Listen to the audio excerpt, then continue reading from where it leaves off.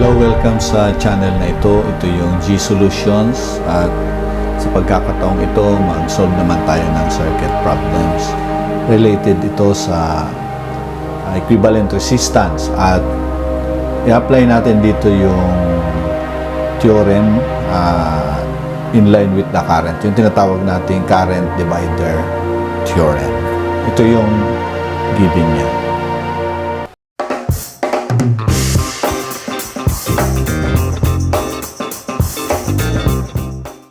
Yan.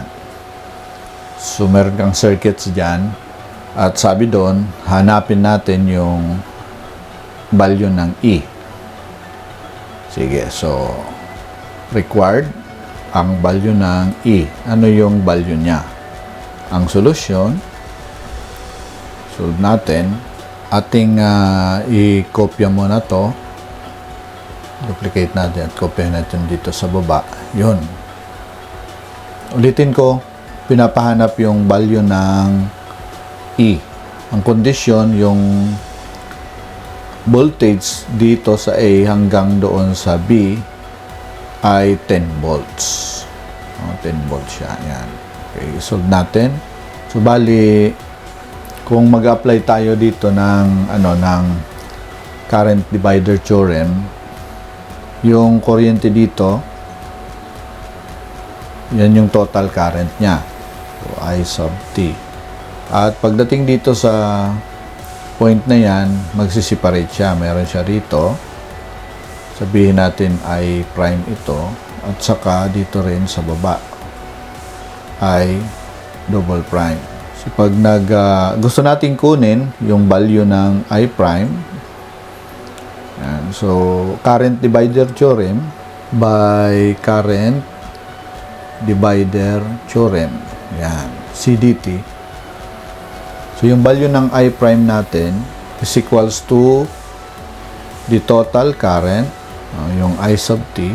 I-multiply natin yung total current sa resistance ng hindi niya dinadaanan. Kung makikita mo, mayroong parallel branches na ito. Ito yung una at saka ito yung pangalawa. So, yung total value nito, itong dalawa, isang resistor na lang yan, equivalent resistance niya ay 18 plus 12. So, yan ay 30. At ito naman sa kabila ay 15. So, ang i-multiply natin ay ito yung 15. So, dito natin ilagay times 15. All over, addition ng dalawang branches, yung resistance ng dalawang branches. So, sa kabila, yung 15 plus yung sa kabila naman 12 and 18, yan ay 30. Yun yung magiging natin, I prime. Or further, para i-simplify natin siya. Ito ay IT 15 o 15. Yan. So, 15 plus 30, 45. So, pwede pa nating actually ma-simplify ito. Yan. Kaya, yung I prime natin ay pwede nating isulat na by 5, yan ay 3 by 5, yan ay 9. Diba? So, yan ay 3. Yan. Tapos, 9 ay sub T. So, by 5. So, 5 times 3, 15. 5 times 9, 45. At further, mas simplify pa natin to, no? Simplify mo pa siya. Yan. Ito. Yung I total natin over 3. O, yan yung value ng I prime mo. Bakit importante yan? Kasi kailangan natin yung kuryente, value ng current dito para makuha natin yung voltage dyan. At isa pa yung I total. Ano yung value ng I total? Sige, so ito yung solution natin using current divider theorem. Kunin natin naman yung I total. For I total, so yung I total natin, syempre, ito, alam naman natin, naka-series, tapos naka-parallel dito, pagkatapos naka-series doon. Okay, so, para makuha yung I total, Ohm's law lang. So, I total is equals to B total divided by R total. No? So kanina na sabi ko na sa inyo na yung R total natin ay naka-series yung 12 and 18, that is 30 nakaparallel sa 15. So 30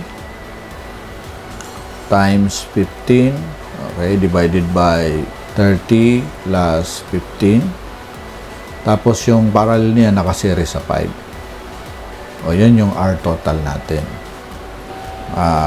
Sa decimal value. So meron tayong, so bigay sa atin 10 plus 5. So yung RT natin ay 10 plus 5, this is 15 ohms. So yan yung pagkuha ng I total. So alam na natin yung I total natin, di ba? So makukuha na natin yung I total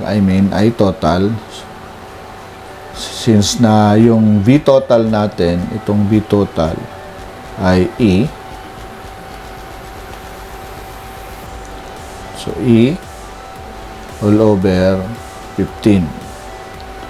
Yan. So yun yung I total natin. Ito. Yun yung I total natin. Gamitin na natin yan para makuha natin yung yung ating E. Ang equation natin ay yung BAB.